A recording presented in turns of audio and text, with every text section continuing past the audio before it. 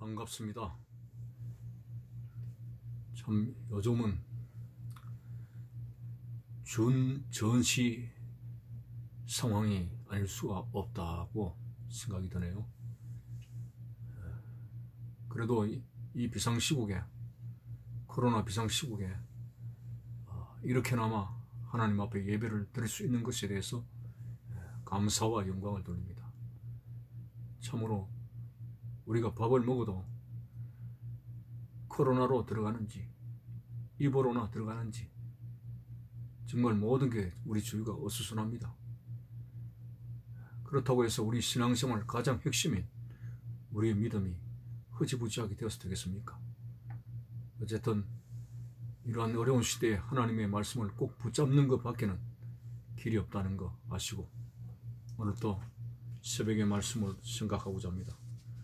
오늘은 고린도전서 7장 1절에서 7절까지 바울이 결혼에 관한 그 말씀을 주고 있습니다. 바울의 결혼관 오늘 살펴보면서 오늘 우리의 가정을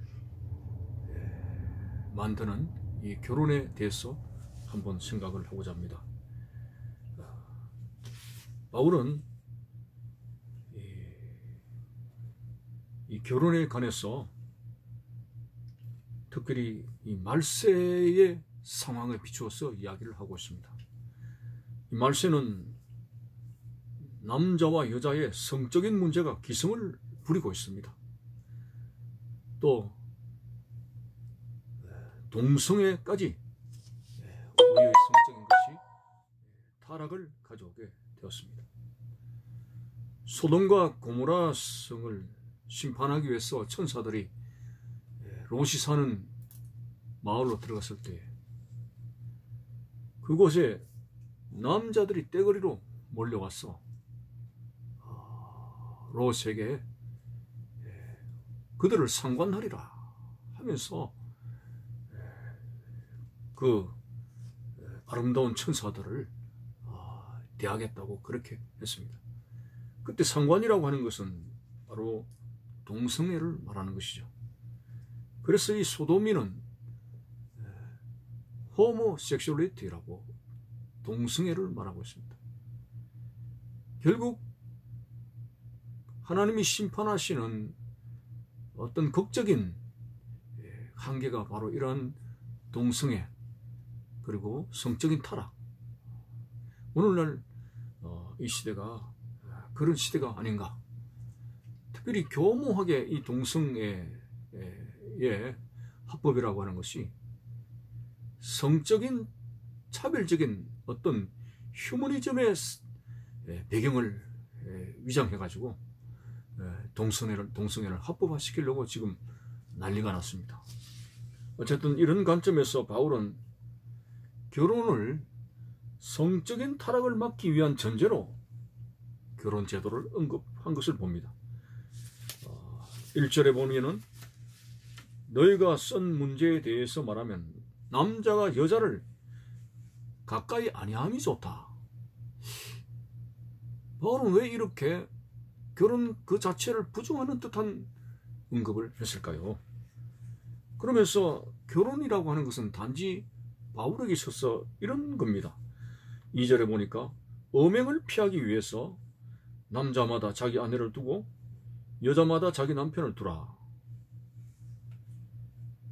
결혼의 신성한 어떤 제도가 바울의 입장에서는 성적인 타락의 욕구를 막기 위해서 그저 남자와 여자가 그렇게 결혼을 해서 사는 것이다. 할 수만 있으면은 바울은 남자가 여자를 가까이 하지 않고 독신으로 살아가는 게 좋다. 이런 식으로 말씀을 전하고 있습니다. 자, 결혼에 대한 상당한 모독적인 언급으로 들리게 되죠. 그렇지만은 이 바울의 그 신앙의 상황에 대해서 우리가 이해를 할 필요가 있습니다. 데살로니가서에 보면은 바울 당시에 그 당시의 성도들이 주님이 곧 재림할 것으로 바라봤습니다. 자, 이런 긴급한 상황 속에서 남녀의 성적인 문제로 신앙생활이 문란해져서 되겠느냐? 어떻게든지 결혼이라고 하는 그 관점보다도 더 우위를 두는 것이 다시 오실 주님을 맞이할 수 있는 경건의 준비를 하는 것이다. 이런 관점에서 그 성적인 타락과 결부되어서 결혼 제도를 접목시키는데 바울의 의도는 그것이 아니었습니다. 바울 역시 결혼은 신성한 제도인 것을 알고 있습니다. 그러나 그 상황이 상황인지라 어쨌든 이 성적으로 변질되고 타락해져가는 여기에서 경건을 지켜야 하는 상황에서 남녀가 이렇게 결혼을 해서 그런 부패한 삶에서 경건한 삶으로 유지를 해야 된다. 그런 관점에서 이야기를 한 거죠. 자, 본래는 창세기 2장 24절에 하나님께서 뭐라고 말씀했습니까? 남자가 부모를 떠나서 그의 아내와 합하여 둘이 한 몸을 이룰지로다. 하나님은 분명히 남자와 여자를 창조하셔서 한 몸을 이룰지로다 라고 하는 결혼의 신성한 의미를 그렇게 말씀하고 있습니다. 그래서 얼핏 보면은 바울은 이러한 하나님의 신성한 결혼의 의미를 부정하는 것 같이 들리지만은 사실 그렇지 않습니다. 그 바울이 가지고 있는 그 당시에 주님의 재림에 대한 긴박한 어떤 것에 대해서 더 우선적인 것이 더 하나님 앞에 경건하게 살아가야 되는 것이 아니냐, 이런 관점에서 이제 결혼을 음행을 피하기 위한 하나의 방책으로 이야기를 하는 듯이 들립니다만 그렇지 않습니다. 자, 그리고 바울은 더 구체적으로 결혼하게 되는 남녀의 수칙에 대해서 이야기를 하고 있습니다. 그것은 뭐냐면은 3절 4절에 나와 있습니다. 남편은 그 아내에 대한 의무를 다하고 아내도 그 남편에게 그렇게 할지라. 의무를 다하라. 남자는 남자로서, 여자는 여자로서의 의무를 다하라. 여기는 뭐 어떤 경제적으로 먹여 살리기 위한 그런 어떤 문제가 아닙니다. 남녀가 이제 합하여 사는 이런 부부의 관계를 이야기하는 거죠. 자, 이런 것에 대해서 서로가 아유 내 입장은 너무 바쁘다, 피곤하다, 아유 또 어떤 면에서는 기도 생활에 열중하게 있기 때문에 그런 것은 좀 저속하지 않느냐, 경건하게 살아야 된다, 뭐 이런 어떤 것을 가지고 자꾸 분방하는 것은 옳지 않다. 서로가 서로의 몸을 주장하지 마라. 남자의 몸은 여자가 주장할 것이고 여자의 몸은 남자가 주장할 것이고 서로가 자기 스스로가 주장할 것이 아니라 부부의 상대방이 어떤 그런 부분을 주장할 수 있다고 하는 것이죠. 그래서 어쨌든 의무를 다하라. 왜 그러냐 하면은 사탄의 함정에 어떤 성적인 관계의 변질이 와서 가정이 깨어지게 되는 어떤 타락의 부분이 있기 때문에 이런 의무를 다하라고 바울은 명령하다시피 권면을 하고 있습니다. 특별히 구체적으로 5절에 보니까 분방하지 말라. 서로 분방하지 마라. 방을 따로따로, 우리 집은 방이 몇 개나 되니까 널찍하게 당신은 저기서 사고 나는 여기서 사고, 그런 게 결혼이 아니잖아요. 서로 분방하지 말라고 했습니다. 혹시 이제 어떤 문제와 더불어서 기도할 수 있는 시간을 가지고 서로 합의해가지고 기도할 틈을 얻기 위해서 합의상 얼마 동안은 분방은 할 수 있어도, 그렇지 않으면 항상 부부는 한 방에서 같이 생활할 수 있도록 해야 된다. 이거는 사탄에 대한 적극적인 어떤 삶을 바울이 이야기하고 있습니다. 5절의 그 내용이 너희가 그렇게 안 하면 너희가 절제 못함으로 말미암아 사탄이 너희를 시험하지 못하게 하려 합니다. 참 이 성적인 어떤 시험의 사건들이 말세에 많이 일어나고 있지 않습니까? 사실상 뭐 대학 교수, 사회지도청 인사, 뭐 여러 사람들이 아이고 저렇게 높은 사람이 저렇게 또 저속한 생활에 떨어졌구나 할 놀랄 정도로 이 뭐 사탄은 막 이 신분을 가리지 않고 마구 잡아 넘어지게 합니다. 뭐 우리가 알다시피 부산시장 오거돈 씨도 넘어졌고, 뭐 서울시장 박원순 씨도 넘어졌고, 저 충남지사입니까 안희정 씨도 넘어졌고, 뭐 참 사회 지도층의 사람들, 이거 남의 문제가 아닙니다.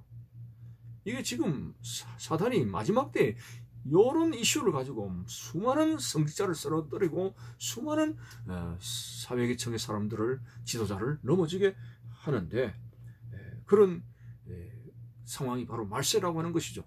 그래서 이 바울은 그 당시에 말세론적인 그런 신앙을 가지고 있었기 때문에 사탄이 이런 성적인 문제를 가지고 기승을 부리며 성도들의 삶을 파괴시키기 때문에 어찌든지 이 결혼의 관계를 통해서 철저하게 경건을 유지해야 된다. 그런 관점에서 분방하지 말라고 그렇게 합니다. 사탄이 너희를 시험하지 못하게 하려 함이라. 자, 그래서 이 바울은 할 수만 있으면 나처럼 혼자 사는 게 좋다. 바울이 혼자 독신으로 살았죠. 혼자 사는 게 좋다. 실제로 보니까 나는 모든 사람이 나와 같기를 원하노라. 그러나 이것은 강권하는 것이 아니라 각각 하나님께 받은 은사대로 하는 것이다 라는 그런 말씀을 하고 있습니다. 사실 평생을 혼자 산다는 것이 얼마나 외롭고 힘든 것입니까? 근데 로마 중세 때의 가톨릭 교회에서는 성직자들이 독신주의를 고수하고 그것을 경건의 큰 심벌로 보게 되었습니다. 독신으로 사는 것이 경건이다. 결혼 그 자체를 굉장히 세속적인 것으로 생각을 하게 되었습니다. 그래서 독신주의를 고수했던 중세의 그 성직자들이 사실상 성적으로 많이 타락해 간 모습들이 많이 있습니다. 그래서 바울의 언급은 나와 같이 되기를 원하노라고 했지만은, 그러나 이것은 아무나 하는 것이 아니다. 특별히 하나님 앞에 은사를 받고 부르심을 받은 사람이 그렇게 할 수 있는 것이다. 그래서 뭐 여기서 독신주의가 성경적이라는 그런 이야기는 아닙니다. 바울의 그 말세론적인 입장에서는 지금 우리가 어떻게든지 경건을 지켜야 되지 않겠느냐, 그런 관점에서 이야기를 하고 있을 뿐입니다. 자, 어쨌든 오늘 이 말씀의 결론은 역시 남자와 여자와 만나서 한 몸을 이루는 이 결혼은 하나님께서 만드신 신성한 결혼 제도입니다. 자, 그래서 우리가 혼자서 하나님 앞에 신앙의 열심을 내는 것도 중요하지만은 두 사람이 힘을 합해 가지고 더 열정적으로 주님을 섬긴다면은 그보다도 더 큰 방도가 없는 것이죠. 그래서 참 우리가 결혼을 하든지 어떻든지 간에 우리의 삶의 중심은 하나님의 영광을 위한 것이기 때문에 결혼 관계를 통해 가지고 우리가 더 하나님 앞에 말씀을 지키고 더 기도 생활을 하게 되고 하나님을 사랑하지 않은 그런 어떤 신앙의 바른 경주 속에서 달려간다면은 참 아름다운 그 복된 가정을 꾸리면서 하나님 앞에 살아갈 수가 있게 되는 것입니다. 어쨌든 바울의 종말론적인 사상과 더불어서 이 지금 시대는 마지막 때라고 볼 수가 있습니다. 특별히 이 마지막 때에 뭐 여러 가지 부도덕한 일들도 많이 벌어지지만은 가장 두드러지게 나타나는 것이 이 성적인 문제가 많이 발생하고 있습니다. 자, 이런 문제에 있어서 우리가 참 넘어지지 말아야 되는데, 참 우리가 어떻게든지 이 결혼 관계를 통해 가지고 사단이 틈을 타지 않고 하나님 앞에 행복한 가정을 꾸려서 영광 돌릴 수 있는 그런 믿음의 삶이 되어져야 된다고 하는 것, 이것이 바울의 주요한 오늘 메시지가 되고 있습니다. 감사합니다.